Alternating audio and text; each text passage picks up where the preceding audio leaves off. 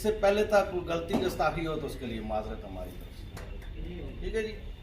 क्योंकि हम कोशिश करते हैं, हमारी पार्टी में हमेशा एक बात करता हूँ, किसी वक्त आपस में बैठते हैं, हमारी ज़ाती किसी के साथ कोई मुखालफत नहीं होती, सियासी होती है, इख्तलाफ हो सकता है, किसी के साथ भी हो सकता है, लेकिन इसका ये मतलब नहीं होता कि हम किसी के साथ नाराज़ हैं।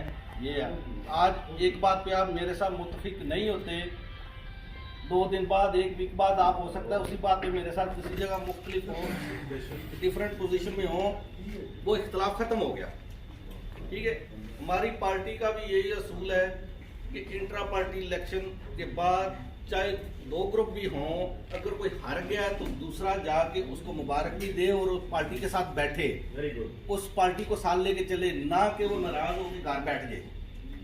ये आइंदा भी रवायत रहेगी और इंशाल्लाह कोशिश करेंगे कि नेक्स्ट टाइम भी मिल बैठ के एक फैसला करें, सबकी राय को मद्देनजर रखते हुए जो भी फैसला हमारे पीटीआई स्पेन के लिए बेहतर होगा वो इंशाल्लाह नेक्स्ट टाइम भी करेंगे।